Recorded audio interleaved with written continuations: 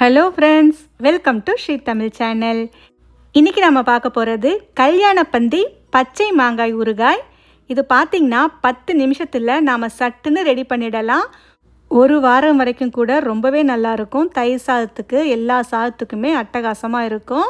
முதல்ல ஒரு medium size பச்சை மாங்காயை இந்த மாதிரி கொஞ்சம் பொடி பொடியாக நறுக்கி எடுத்துக்காங்க. கல்யாண பந்தியில் மாங்காய் ஊறுகாய் நல்ல பொடி பொடியாக தான் நறுக்கி வச்சுருப்பாங்க. இப்போ இதில் 1.5 ஸ்பூன் அளவுக்கு தனி மிளகாய்த்தூள் சேர்த்துக்கங்க. மிளகாய்த்தூள் உங்கள் காரத்துக்கு ஏற்ற மாதிரி சேர்த்துக்கங்க. ஆனால் புளிப்பான மாங்காய்க்கு காரம் இருந்தால் தான் நல்லாயிருக்கும். அடுத்து ஒரு 1/2 ஸ்பூன்லேருந்து 3/4 ஸ்பூன் வரைக்கும் மாங்காயோட அளவுக்கு ஏற்ற மாதிரி உப்பு சேர்த்துக்கங்க. இப்போ இது எல்லாத்தையும் சேர்த்து ஒன்றா ஸ்பூனாலேயே நல்லா கலந்து விட்டுக்கங்க.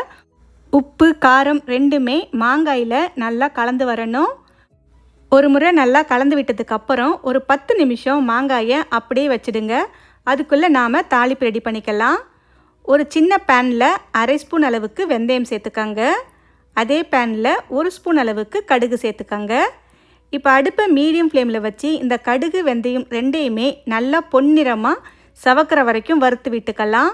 கடுகு லேசாக பொரிஞ்சு வரும், வெந்தயம் லேசாக நிறமாறி வரும். அது வரைக்கும் நாம் இதை வறுத்து எடுத்துக்கலாம்.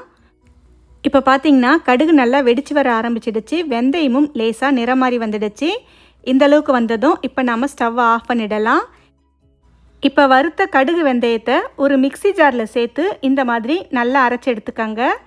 அரைச்ச இந்த கடுகு வெந்தய பொடியிலிருந்து 1 ஸ்பூன் அளவுக்கு மட்டும் மாங்காயில் சேர்த்துக்கலாம்.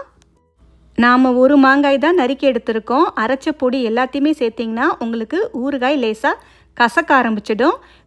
மீதி இருக்கும் பொடியை அடுத்த முறை மாங்காய் ஊறுகாய் செய்யும்போது நாம் பயன்படுத்திக்கலாம். அடுத்து ஒரு பேனில் 4 டேபிள் ஸ்பூன் நல்லெண்ணெய் சேர்த்துக்கங்க. இந்த எண்ணெய் லேசாக சூடானதும் 1/4 ஸ்பூன் கடுகு சேர்த்து தாளிச்சுக்கங்க. கடுகு பொரிஞ்சதும் ஒரு 3 காஞ்ச மிளகாயை கிள்ளி சேர்த்துக்கங்க. கூடவே ஒரு கொத்து கருவேப்பிலையும் சேர்த்துக்கலாம்.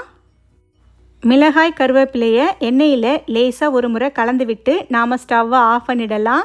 இது ரொம்ப நேரம் சிவக்கணும்னு அவசியம் இல்லை, லேசாக புரிஞ்சு வந்தாலே போதும். ஸ்டவ்வை ஆஃப் பண்ணிவிட்டு கடைசியாக 1/4 ஸ்பூன் பெருங்காயத்தூள் சேர்த்து ஒரு முறை கலந்து விட்டுக்கங்க. அவ்வளவுதான். இது ரொம்ப கொதிக்க சேர்க்காம கொஞ்சம் நேரம் இருக்கட்டும். லேசாக சூடு குறைஞ்சதுக்கு அப்புறமா இப்போ நம்ம இதை மாங்காயில் சேர்த்துக்கலாம்.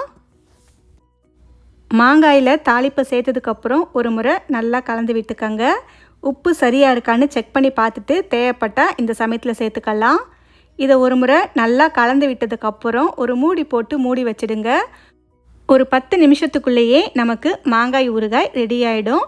ஒரு 4லேருந்து 5 மணி நேரம் வச்சிங்கன்னா உங்களுக்கு இன்னுமே மாங்காய் நல்லா காரம் உப்புலாம் இறங்கி ரொம்பவே சூப்பராக இருக்கும். அவ்வளவுதான். இந்த மாங்காய் ஊறுகாய் ஒரு வாரம் வரைக்கும் கூட கெட்டு போகாமல் ரொம்பவே நல்லாயிருக்கும். ஓகே ஃப்ரெண்ட்ஸ், இந்த ரெசிப்பியை உங்கள் வீட்டில் ஒரு முறை ட்ரை பண்ணி பார்த்துட்டு எப்படி இருக்குன்னு சொல்லுங்கள். இந்த ரெசிபி உங்களுக்கு பிடிச்சிருந்தால் லைக் பண்ணுங்கள், ஷேர் பண்ணுங்கள். ஸ்ரீ தமிழ் சேனலுக்கு சப்ஸ்கிரைப் பண்ணுங்கள். தேங்க்ஸ் ஃபார் வாட்சிங்.